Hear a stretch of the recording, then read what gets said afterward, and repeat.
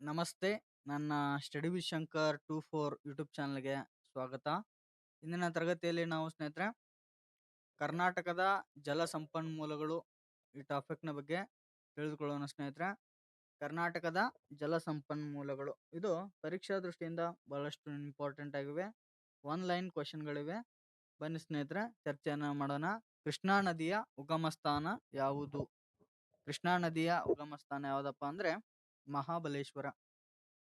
ಇನ್ನ ದಕ್ಷಿಣ ಭಾರತದ ಎರಡನೇ ಮುಖ್ಯ ನದಿ ಯಾವುದಂದ್ರೆ ಕೃಷ್ಣಾ ನದಿ.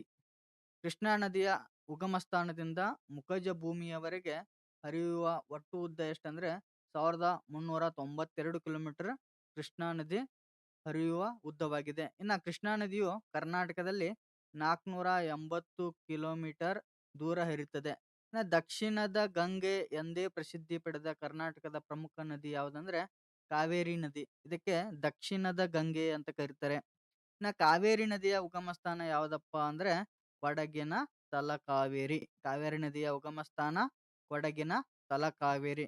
ಇನ್ನ ಕಾವೇರಿ ನದಿಯು ಹರಿಯುವ ಒಟ್ಟು ಉದ್ದ 804 ಕಿಲೋಮೀಟರ್ ಹರಿಯುತ್ತದೆ. ಇನ್ನ ಕರ್ನಾಟಕದಲ್ಲಿ ಕಾವೇರಿ ನದಿಯು ಹರಿಯುವಂತಹ ಉದ್ದ ಎಷ್ಟಂದ್ರೆ 380 ಕಿಲೋಮೀಟರ್ ಹರಿಯುತ್ತದೆ. ಇನ್ನ ಕಾವೇರಿ ನದಿಯು ಕರ್ನಾಟಕ ಮತ್ತು ತಮಿಳುನಾಡು ರಾಜ್ಯಗಳಲ್ಲಿ ಹರಿಯುತ್ತದೆ. ಇನ್ನ ಪ್ರಸಿದ್ಧ ಜೋಗ ಜಲಪಾತ ಶರಾವತಿ ನದಿಯಿಂದ ಸೃಷ್ಟಿಯಾಗಿದೆ. ಇಂಪಾರ್ಟೆಂಟ್ ಇದು. ಇನ್ನ ಭಾರತದ ಅತಿ ಎತ್ತರದ ಜಲಪಾತ ಜೋಗ ಜಲಪಾತ 253 ಅಡಿ ಎತ್ತರವನ್ನ ಹೊಂದಿದೆ. ಇನ್ನ ನೀರಾವರಿ ಅಂದ್ರೆ ಏನು ಅಂತ ಕೇಳ್ತಾರೆ. ನೀರಾವರಿ ಅಂದರೆ ಕೃಷಿಗೆ ಕೃತಕವಾಗಿ ನೀರನ್ನ ಪೂರೈಸುವುದು.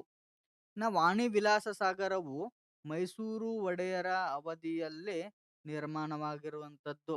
ಇನ್ನ ರಾಜ್ಯದ ಸಾಗುವಳಿ ಭೂಮಿಯ ಶೇಕಡ 26.2 ರಷ್ಟು ಭಾಗ ನೀರಾವರಿ ಸೌಲಭ್ಯವನ್ನ ಹೊಂದಿದೆ. ನಮ್ಮ ರಾಜ್ಯದಲ್ಲಿ 26.2 ಭಾಗದಷ್ಟು ನೀರಾವರಿ ಸೌಲಭ್ಯವನ್ನ ನಮ್ಮ ರಾಜ್ಯದ ಭೂಮಿ ಹೊಂದಿದೆ.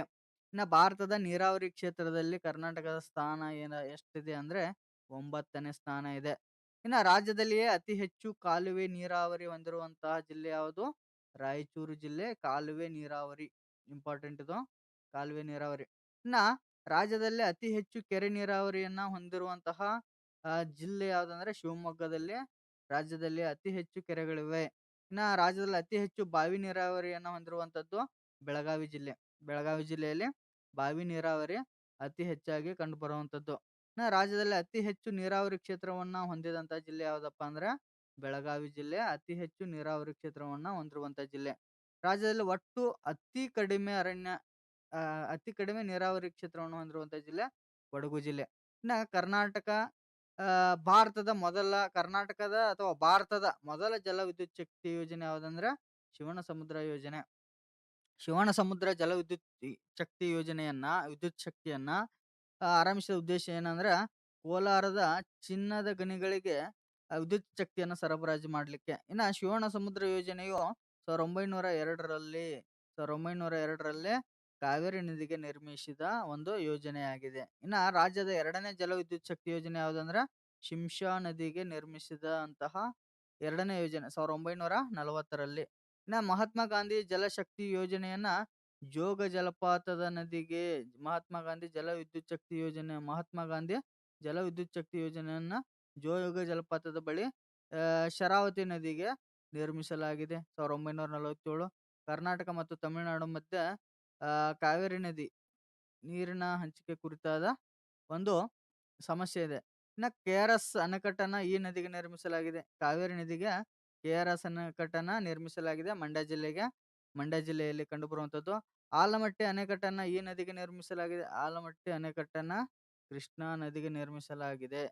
ಸ್ನೇಹಿತರೆ, ಇಷ್ಟು ನಾವು 9ನೇ ತರಗತಿಯ ಒಂದು ಪಠ್ಯದ ಕರ್ನಾಟಕ ಭೂಗೋಳಕ್ಕೆ ಸಂಬಂಧಪಟ್ಟಂತಹ ಕೆಲವು ಮಾಹಿತಿಗಳನ್ನ ನಾವು ಈ ತರಗತಿಯಲ್ಲಿ ಡಿಸ್ಕಷನ್ ಮಾಡಿದ್ದೇವೆ ಸ್ನೇಹಿತರೆ. ಧನ್ಯವಾದಗಳು.